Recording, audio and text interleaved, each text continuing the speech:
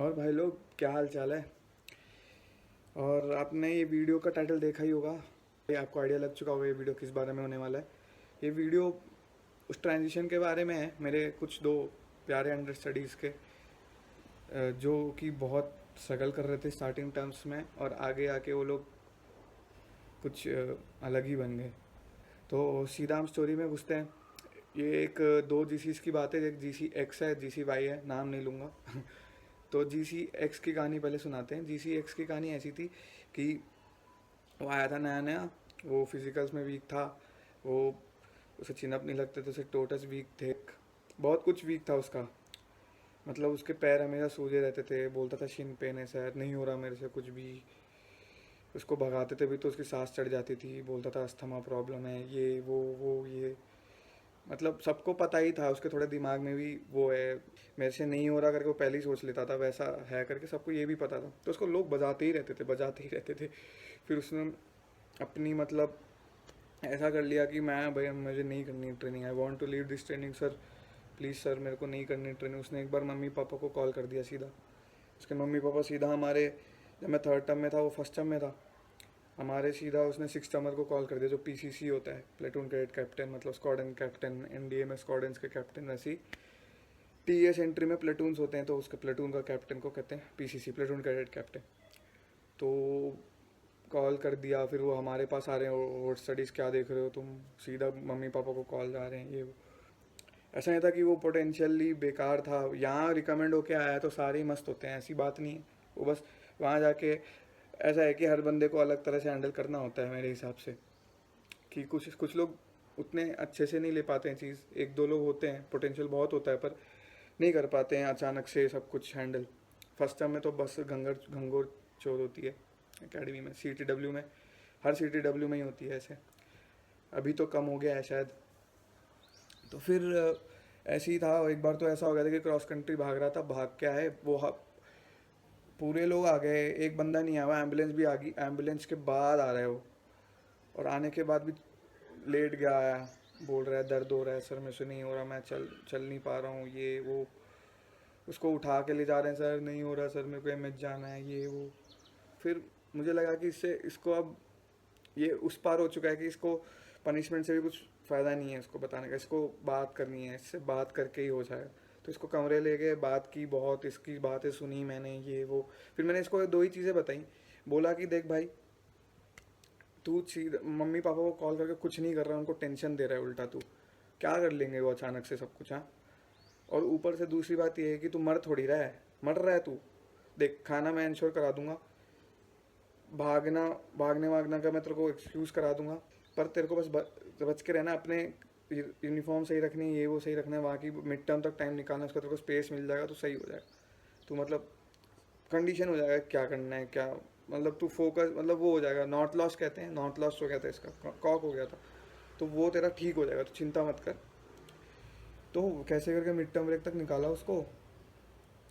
फिर उसने एक दिन मतलब मिड टर्म ब्रेक में क्या हो गया, स्टे बैक हो गया था वो, किसी टेस्ट में फेल रह गया था वो।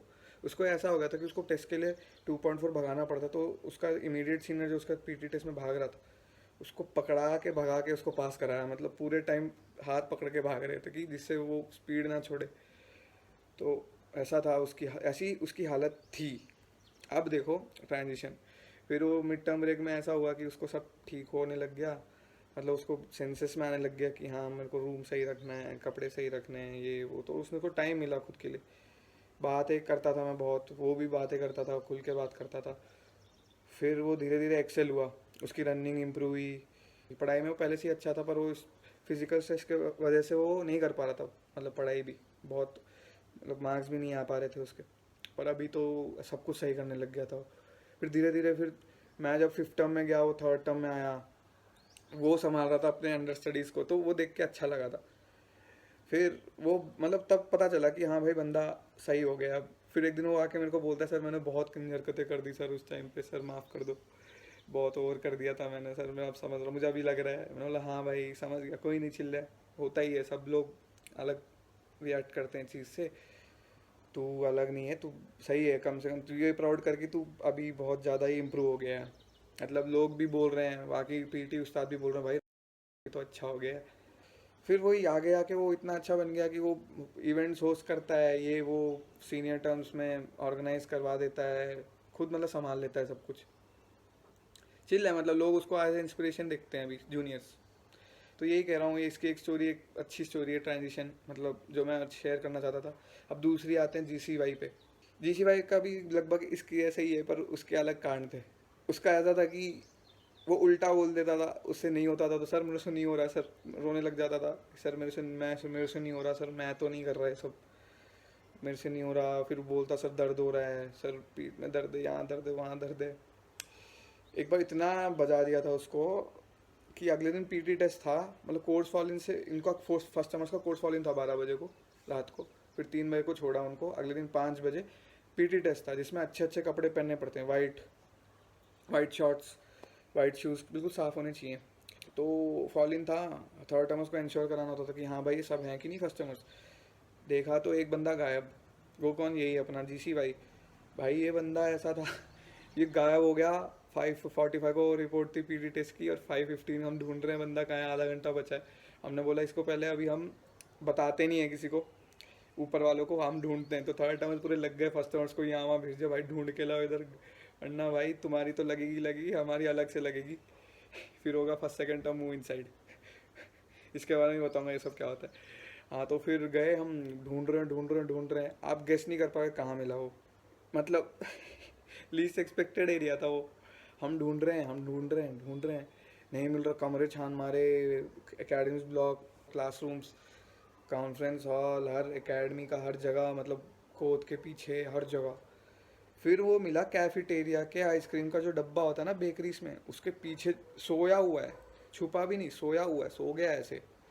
फिर उसको हम मार ऐसे टपली वपली मार के गए, मैं जो तू रुक अभी, तू आ तेरे की, फिर देखते हैं हम, फिर तेरे बाद में संभालते हैं इसको। फिर ले गए उसको वहाँ भी, वो बहुत खाए, गंदे शूज़ पहन रखे थे उसके वजह से उसके ओल्ड स्टडीज़ ने खाया बहुत।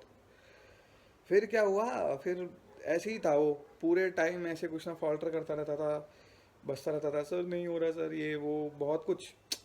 फिर धीरे धीरे क्या हुआ, उसको भी ऐसी मिड टर्म ब्रेक में वो भी, उसने भी स्टे बैक किया, क्योंकि वो ऐसे ही कुछ कांड ही था, तो उसको स्टे बैक करवाया मिड टर्म ब्रेक में, उसको कहीं नहीं भेजा। फिर उसको हमने, मतलब उसको टाइम मिला खुद से, तो वो भी ऐसी बातें करता था। मतलब कुछ लोग को ना बातें करने से सही होते हैं, बजाने से वो बस ढीठ ही रह जाते हैं। बात करो, सही करो, बताओ कि तुम्हारे नीचे आएंगे तो तुम ऐसे देखेंगे कैसा लगेगा, ये सब बातें करने से वो ठीक होते हैं। मैं भी उनमें से ही था। एक कैडेट मेरे को बोला गया था कि भाई तू ऐसा रहेगा कैसे है, तो मुझे था कि कोई नीचे वाला आएगा उसके सामने कैसे रहना है, तो वो था मोटिव। वैसे ही ये भी ऐसी, फिर धीरे धीरे ये बंदा ऐसे ही कांड थे, छुपने वाले कांड थे इसके सारे, छुप जाता था, मिलता नहीं था रात भर। 2 बार इसने ऐसी विंग फॉलिंग करा दिया था कि नहीं मिल रहा है, इसने ऐसा कुछ उल्टा बोल दिया किसी को, किसी सीनियर को, उसके लिए थर्ड टर्मस का फॉल इन, मतलब समझ रहे हो, ये सब होता था। फिर अभी धीरे धीरे आगे जैसे बड़ा है, सीनियर बना, ये इतना इम्प्रूव कर गया, इसकी रनिंग इम्प्रूव होगी, इसकी रनिंग ऐसी इम्प्रूव होगी कि ये भगाता है अब लोगों को, कि खुद ही की भाई भागो भाग करके, जूनियर्स को भगाता है, अपने सीनियर्स को भी भगा देता है कॉम्पिटिशन्स में। तो वही सीन है। और फिर आगे आके ये अभी अपॉइंटमेंट बना हुआ है, अभी वो पास आउट होगा, आगे आके दिसंबर में पास आउट होगा अभी इस साल के। तो वही है, ये 2 स्टोरीज थे जो मैं आपसे शेयर करना चाहता था, जो कि बहुत अच्छे ट्रांजिशन स्टोरीज हैं। कि मतलब बहुत लोग अभी एकेडमी ज्वाइन होने वाले हैं, होंगे, तो अगर ये वो लोग वीडियो देखते हैं, उनको समझना चाहिए कि चोट तो घंघोर है, बस टिकना है उधर, और देखना है कि हमारे साथ वाले भी चुते, तुम अकेले नहीं हो जो बजने वाले हो, तुम साथ में देखोगी तो हमारे साथ ये सब बज रहे हैं। When we are together we are stronger वाली फीलिंग रखोगे तो हो जाएगा। और ट्रांजिशन तो सबका ही होता है धीरे धीरे, वो ट्रेनिंग ही इसलिए कि तुम लोग को ऐसे और चिसल करें, मतलब और ठोकें तुमको कि तुम कुछ हीरा बन के निकलो लास्ट में जाके। तो सब हीरा बन के निकल ही जाते हैं, बस तुम्हें टिकना है, टिकना ज़रूरी है। और बस अपनी मेंटालिटी स्ट्रांग रखो, अपनी वही सब है कि बाकी सब तो हो ही जाता है, चिल्ल है। अपने आप को स्ट्रांग रखो, दूसरों के साथ उसकी मतलब बातें करो, जूनियर ऐसे मत रखना कि अपने और स्टडीज़ के पास जाना, ये ज़रूरी है। बातें उन्हीं से हो पाती हैं, किसी और सीनियर से नहीं हो पाती, या तो कोर्समेट से हो पाती हैं। ये 2 ही लोग हैं जिससे बातें हो पाती, बातें करते रहो जिससे तुम्हारा स्ट्रेस भी फ्री होता रहे। यही दो चीज़ें हैं बताने का था ये स्टोरीज, जिससे आपको भी लगे कि हाँ हम कुछ कर सकते हैं जो भी अभी ज्वाइन होने वाले हैं।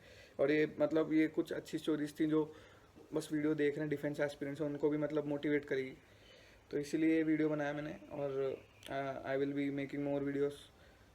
कमेंट में डालना और क्या चाहिए। मैंने देखा कमेंट में लोग बोल रहे हैं किसी मतलब एकेडमीज के प्रिविलेजेस के बारे में, वो सब उसके बारे में वीडियोस बनेंगी। और भी जो अनकही अनसुनी इंसिडेंट्स है वो सब भी बताऊंगा। चलो, I will meet you in another video. Thank you.